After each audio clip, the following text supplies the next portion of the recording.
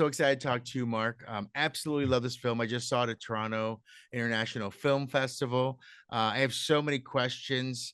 I think that the interesting thing is, seeing your life, dramatized in a way, after someone who's put it out there and been honest and try to get it out there, but also now it's almost like a game of telephone too, because they have to twist a little bit here, twist a little bit there. You have Benny who's doing everything from every angle. So Yeah. tell me about the process of getting it from your mouth to a documentary to now this. From the beginning of it, when I first started talking with Benny, and DJ, and then eventually I spoke with Emily, the whole process was try to have as much authenticity as to actually what happened, and to pull as much from the documentary as they can, but still to make it its own film. And so they did their own discovery, like talking to me, talking to Dawn, putting everything together, really having attention to detail. I sent 8 boxes of my life up to the film or production up there, and they recreated my whole entire life. They were really focused on detail, and I mean down to the necklace I had back then, the rings I wore, the shoes I wore, the watch I wore. It was just crazy how, like, first time ever on set with all that stuff was just like, oh my God. I mean, it just allowed DJ to get to where he needed to get to really immerse himself in becoming the smashing machine. When you look at it too, and I'm sure everyone's just asked you the real question, which is like, what's it like seeing your life up there on the screen itself too? Have you got any detachment from it? Like, do you look at it, or I mean, what's the attachment when you see him, and also what's the attachment when you think about your life too? Because I mean, they did him. I mean, he gets lost in it. Let's just be Oh, honest. he gets completely lost in it. It almost seemed like when I was on set, the two things that happened, which was a running joke, like everybody around me was talking about me like I wasn't there. So they were talking about me in the third person. And so I started almost have this like reference of it the same way, this detachment of like, oh, there's this dude Mark, they're doing this film about him. And then realize I'm like, oh no, I'm right here, I'm right here. And so, through the process, it's almost been therapeutic, very cathartic experience to, um, share this again and share it and with a whole new generation of people that, probably didn't see the documentary, didn't understand, a lot of what, that time capsule was, that time frame in mixed martial arts and that time frame in my life. So it's been really interesting to sit in an audience, a live audience, which I haven't done until I was in Venice, and then that whole experience in Venice just bowled me over. I go, it's not a feeling, it's a frequency. Like I'm vibrational because I can't define it like it's one or two. Like I'm grateful or I'm humble or because it's a lot more than that. Um, so it's to this point, it's just been this incredible journey that I'm still on, you know? I do want to ask, when it comes to this film, because it's so much honesty and it's so much your life too, what are the scenes that really like resonate with you? I mean, let's be honest, the relationship, Oh man. which is the building blocks of everything you are too. I mean, everything you grew up with to who you became to your power and your weakness as Yeah, well. yeah, yeah. I mean, this particular scene here, um, you know, when I saw it in Venice, it was like one of those like breakthroughs in therapy, for me. It I could really see more clearly than I ever have, like my part or how hard I was on everybody around me, especially Dawn. And um it was really therapeutic because in that moment, I realized how difficult, sometimes I could be in that process, and how hard I was, and how selfish I was, and how compacted I was, and how emotionally unavailable I was. And I boiled it down, and like she's just a little girl, that wanted me to love her. And I just didn't have the ability. I was just a little boy that just didn't have the ability to love her back.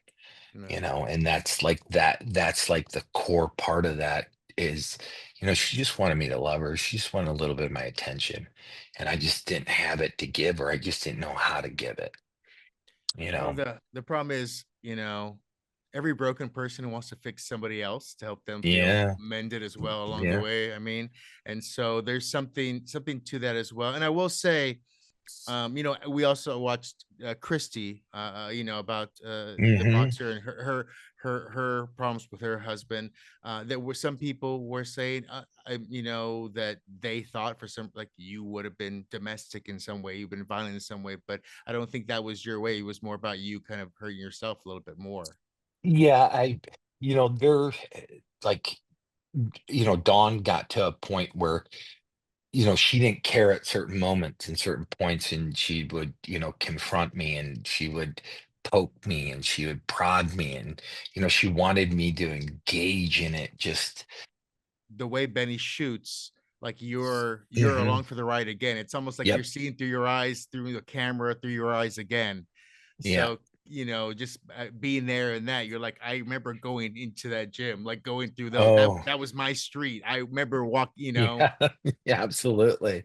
It's just it really is incredible because that's part of the experience, right? Just that cinematographic or cinematography, and how it feels in it's just this whole entire encapsulating, experience. It's just a miracle for me to be able to be on the sidelines and watch it.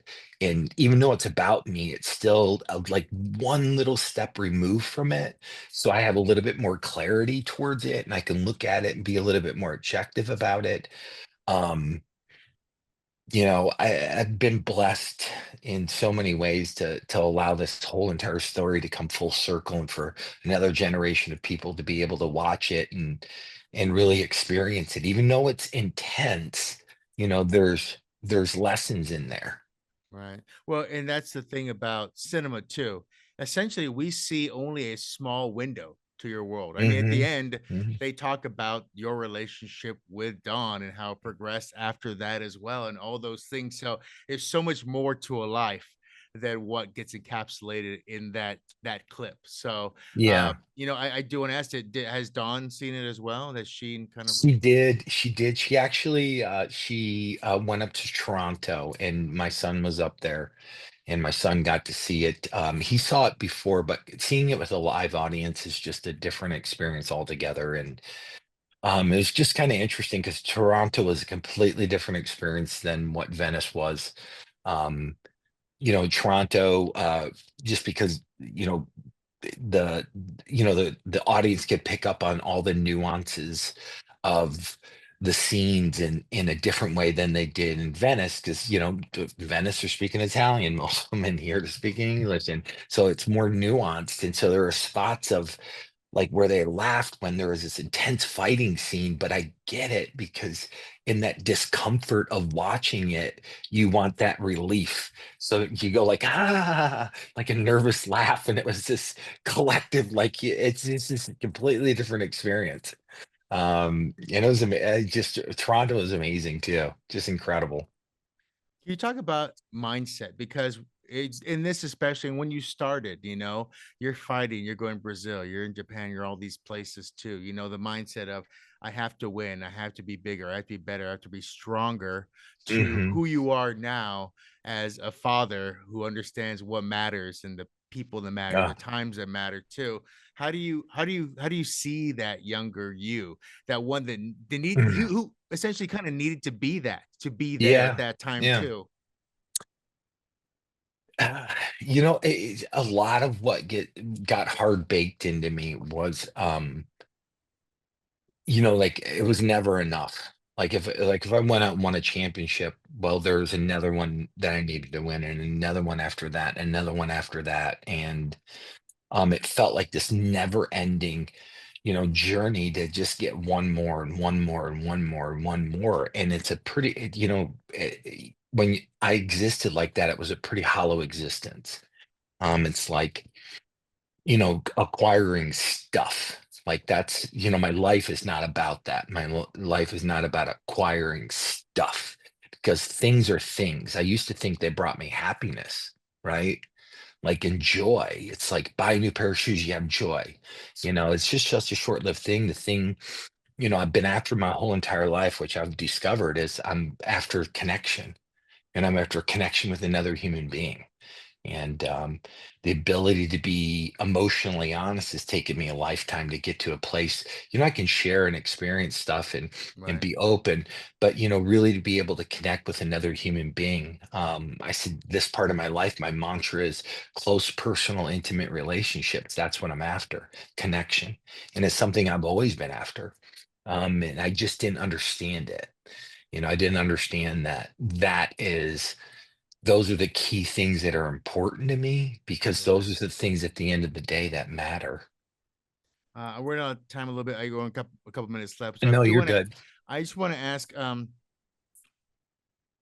Looking back at that time now, and you talking about stuff, because stuff to a Mhm. lot of people, they buy stuff to show value in what they did to get it, to Yeah. earn it too. But you Hmm. weren't making huge money back then Mm-mm. either. So Mm-mm. what was that process of looking at essentially the scars in the mirror and going looking and saying that was $1,000, that was Yeah. 50 bucks? Like what was that mindset then? Because you have the hopes and dreams. Everyone wants the cars and the money and everything else too, but at that time you're also really based in reality. Yeah. A lot of it is, I would try to boil some of that things down to the experience of it, right? Like I've said this before, it's like the experience of stepping in a ring and being in front of 60,000 people, right? And walking down and having that emotion that builds up, that anticipation. It's a heightened sense of awareness of everything around you. My saying is Bill Gates can't buy that. He can't buy that experience. He doesn't know what it's like to stand across the ring from another man and engage in this primitive way of like determining like a winner. I'm going to beat the brakes off of you, or I'm going to break your arm off. It's like that unique experience. I tried to boil it down to those things because the financial benefit wasn't there to the point where I'm like, I'm going to do this one fight, it's 60 million and I can walk away. That option just wasn't there. So some of those experiences I looked at, like they were the priceless part of doing what I was doing. Um, because they gave me sensations and feelings that nothing else in my life has ever given me. Right. And I've talked about it before. It's like, the thing that I was after and I didn't understand when I was in that ring, I wanted to take your will. And that becomes addicting. Like taking another person's will to win. Oh my gosh, that's a 3-day conversation. I've been punched in the face enough to know how things work, and I punch people in the face along the way too. And you learn Yeah. about a lot about yourself when the lights go You out. do, So absolutely. I do want to ask too, because you have Dwayne Johnson who understands power. He understands determination and going after that too. But I want to ask, those conversations with him, I feel would almost be like the conversation of powerlessness, of not only maybe your relationship but also being in Japan and not speaking the language, trying to find money, Yeah, how to do all those yeah. things. What were those particular conversations? Because that's how that, because building muscles and being in the ring, like you understood that, but the other things that were you're like, these are where I'm really lacking, what was that conversation like? Yeah, so those are the little nuances, right? Those are the things that his experience, what he went with the WWE, um, I think he said something like he was getting paid $150,000 a year and he's on the road 330. days out of the year when he started. So at some point, he's paying to be on the road. So I mean, he understood the struggle. He understood what it was like to try to get, to a point where, you could support yourself, let alone try to support a family, So, those struggles, him and I definitely had, parallels in our lives that would allow him to go, oh, I get, like he gets it, he totally gets it, and then, part of, just the whole connection that we shared with, a lot of the stuff just emotionally, all the highs and lows and all the different things you go through. And, I just like, until I bumped into DJ, 25 plus years ago when I was living in Santa Monica. And he hadn't become the Rock yet. He wasn't the Rock. He was just, I think they were calling him the Brahma Bull or something like that back then. And we had lunch, and he was exploring the idea of going over to Japan and fighting because he just didn't know if he was going to be able to have the fortitude to push forward it with becoming a pro wrestler because the path was just straight uphill, straight uphill. And he was like, it's looking back on it, I had to actually go, oh, that's why you were asking those questions back then. Because he's going, hey, how do the Japanese treat you? Oh, they pay pretty good, do they pay on time, all these different things. And I'm like, when we had this conversation a couple years ago, it's like, oh, that's why you were doing that. Oh my God. It didn't ring a bell at the time because he just wasn't like, hey man, I'm thinking to go and fight. What do you think? Right. And he had already talked to Ken Shamrock who was like, "Hey, the Japanese, it's good," all this different stuff. So, it's incredible just um the parallels that him and I share in life. We share a lot of them. Yeah. Well, and I think your successes and your memory, yeah, you matter to a lot of people because you not only connected to them in a lot of ways, I think, which is important, but also I think just your honesty and who you are and the life you lived as well. It doesn't matter if it's relationships or drugs or something too. So a Yeah, story like well, this is strong in so many ways.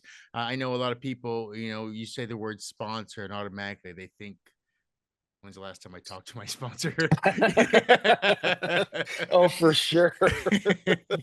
So yeah, I get it. I get it. Oh Uh, my God, that's funny. it's true because you It think about it, is. you're like, oh It no, I'm good, is. I'm good, I'm good, I'm Yeah, good, it I'm good. is. Yeah, Oh so my gosh, man.